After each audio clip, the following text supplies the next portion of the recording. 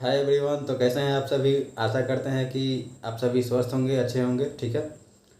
तो आज के वीडियो में हम लोग बात करने वाले हैं कि आपका जो एग्ज़ाम वाला दिन होता है, जैसे नॉर्सेट का प्रीलिम्स का एग्ज़ाम आपका आने वाला है। 14 तारीख को प्रीलिम्स का एग्ज़ाम है। तो आपका एग्ज़ाम का दिन क्या स्ट्रेटेजी होनी चाहिए, आपको कैसे क्वेश्चंस अटेम्प्ट करने चाहिए। और इसमें मैं दो टॉपिक पे आज आपको बात करने वाला हूँ, जिसमें पहला टॉपिक है कि how to control negative marking. ठीक है, निगेटिव मार्किंग को आप कैसे कम कर सकते हैं।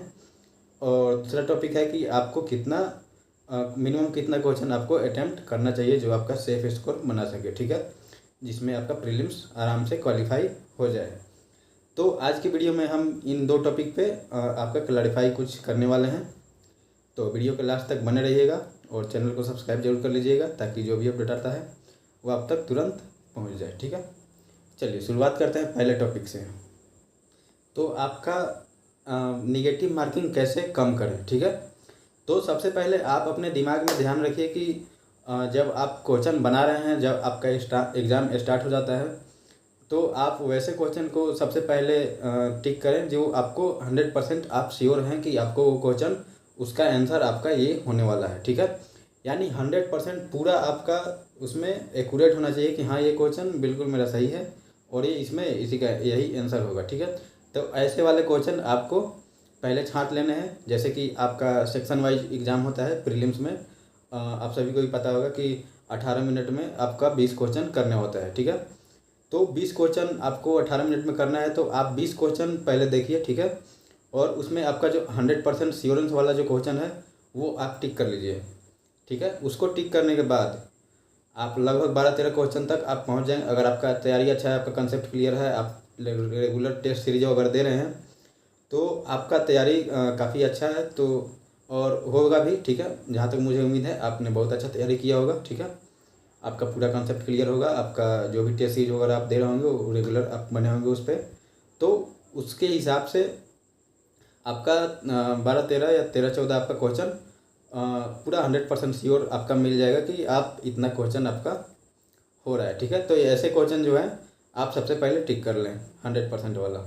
ठीक है, इसके बाद आता है आपका 50-50 वाला। ठीक है, जिसमें आप 4 ऑप्शन में से आप 2 ऑप्शन छांट लेते हैं और 2 ऑप्शन में आपको कन्फ्यूजन होता है कि आपको इसमें से कौन सा सही आपको मानना चाहिए। ठीक है, तो उस क्वेश्चन में क्या करें कि उसको आप रिव्यू करके छोड़ दें। ठीक है, जैसे आप स्टार्टिंग में पहला राउंड आप कर रहे हैं तो उसमें आपको रिव्यू करके छोड़ देना है, और 100% वाला तो आपको टिक कर देना है। ठीक है, और एक कंडीशन ऐसा आता है जिसमें आपको क्वेश्चन बिल्कुल ही नहीं पता है कि ये क्वेश्चन कहाँ से आया है, मैंने इसके बारे में कभी पढ़ा नहीं है। ठीक है, तो ऐसे क्वेश्चन को आप बिल्कुल हाथ भी ना लगाएं, उसको छोड़ दें।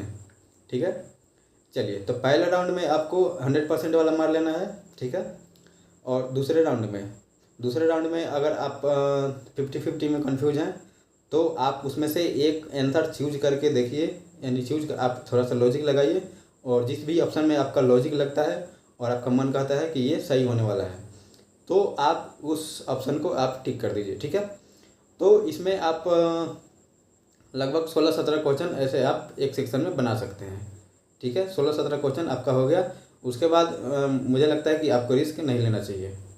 ठीक है, क्योंकि फिर रिस्क लेना आपका निगेटिव हो जा सकता है। इसलिए अगर आपका 100% श्योर वाला क्वेश्चन 12-13 हो जाता है तो आप 3-4 को रिस्क ले सकते हैं क्वेश्चन पे, और उसके बाद जो आप छोड़ सकते हैं अगर आपको क्वेश्चन बिल्कुल भी नहीं पता है तो। चलिए, तो ये तो हो गया आप निगेटिव मार्किंग कैसे कम करेंगे। तो ये स्ट्रेटजी अपना के आप निगेटिव मार्किंग, क्योंकि मैंने नॉर्सेट 8 जो दिया था उसमें मैंने प्रीलिम्स में लगभग मैंने भी यही स्ट्रेटेजी अपनाया था, और अभी मैं आगे चल के आपको बताऊंगा कि मैंने कितना अटैम्प्ट किया था और मेरा कितना निगेटिव किया था। और इसके बारे में अभी मैं आपको बताऊंगा जब बात करेंगे हम कि क्वेश्चन कितना अटैम्प्ट करना चाहिए। ठीक है, चलिए, तो पहला टॉपिक हमारा क्लियर हुआ कि आपको निगेटिव कैसे कम करना है, और आपको बिल्कुल फ्री माइंड रहना है। आपको पूरे लॉजिक के अनुसार, कंसेप्ट के अनुसार, जो भी कंसेप्ट आपका बेसिक कंसेप्ट है उसी के अनुसार सोचना है। आपको कुछ अलग से नहीं सोचना है, आपको कुछ ज़्यादा नहीं सोचना है। जितना ही आप डीप सोचते हैं, थोड़ा एक्स्ट्रा दिमाग लगाते हैं, तो आपका क्वेश्चन गलत होने का संभावना ज़्यादा होता है। इसलिए आपका जो सिंपल कंसेप्ट होता है, बेसिक कंसेप्ट, आप उस पे कॉन्सेप्ट पे क्वेश्चन को सॉल्व कीजिए, वही आपका जो है बेस्ट आंसर होता है। ठीक है, चलिए अब बात करते हैं दूसरा टॉपिक हमारा कि हमें मिनिमम कितना अटेम्प्ट करना चाहिए क्वेश्चन। ठीक है, तो बात करें हम प्रीलिम्स की, तो प्रीलिम्स में जैसे कि मैंने नॉट सेट 8 भी दिया था, मैंने 7 भी दिया था। ठीक है, तो मैंने नॉट सेट 7 में भी अटेम्प्ट किया था 93 करके ऐसे कुछ मैंने अटेम्प्ट किया था। ठीक है, जिसमें मेरा क्वेश्चन सही हुआ था 73 करके या 72 ऐसे कुछ मेरा सही हुआ था उसमें। ठीक है, तो मेरा परसेंटाइल बना था 99.84 परसेंटाइल, उसमें मेरा नॉट सेट 7 में बना था।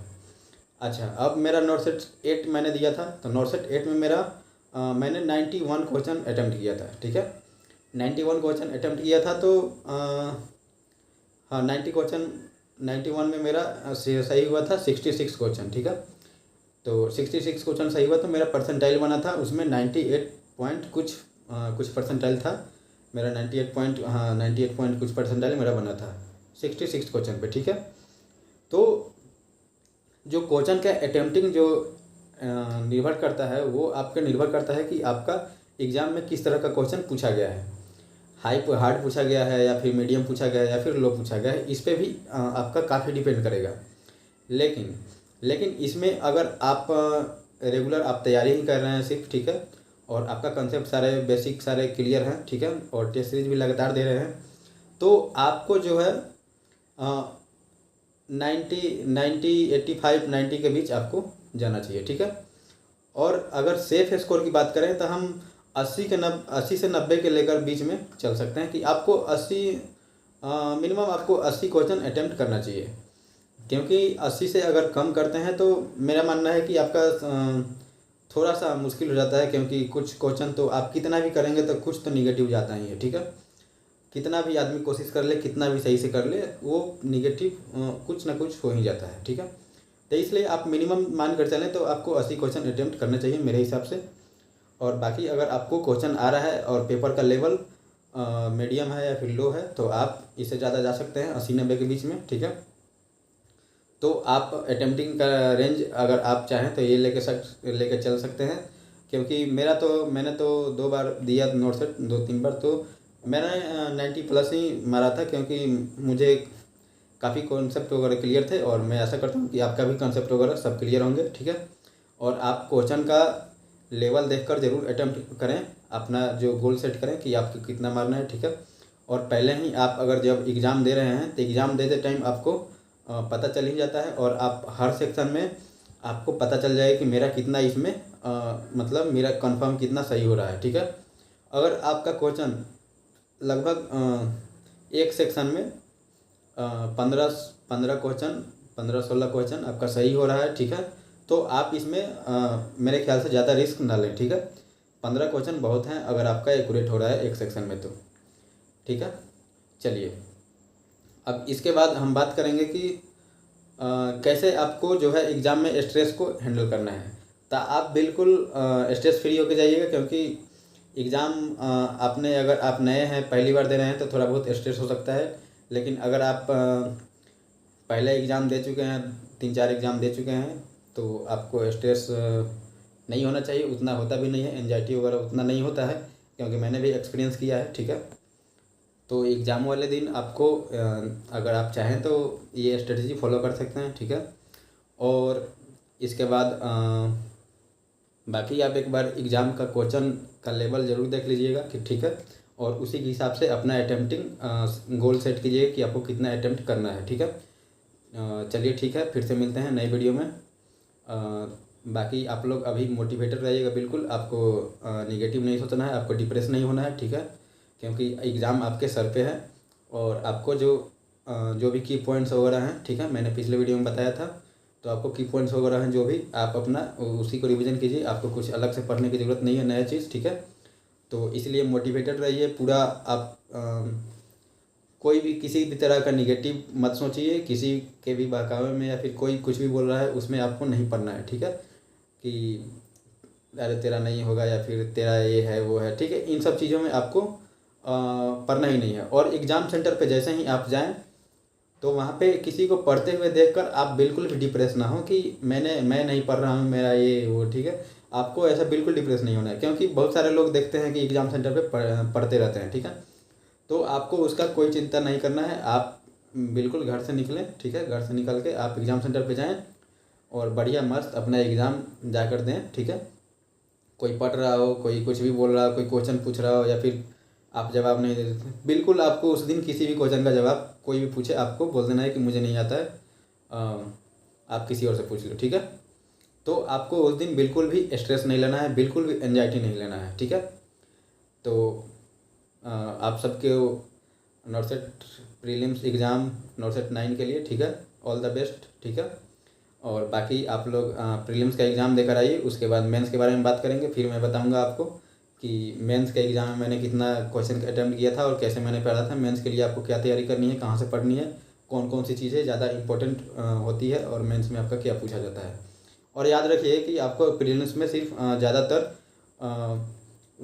2 लाइनर क्वेश्चन पूछा जाता है, ठीक है। इसमें ज़्यादा आपको थ्योरी बेसिस क्वेश्चन नहीं आता है, तो आपको बिल्कुल सिंपल लॉजिक लगा के ही आंसर देना है। चलिए ठीक है, फिर से मिलते हैं नई वीडियो में नई इन्फॉर्मेशन के साथ। तब तक के लिए धन्यवाद। और आपको कोई भी अगर कुछ पूछना हो, आपको क्यूरी हो या फिर कोई आपका सवाल हो, ठीक है, आप एक बार कमेंट बॉक्स में ज़रूर पूछिएगा, आपको वहाँ पे ज़रूर आंसर मिलेगा, ठीक है। धन्यवाद।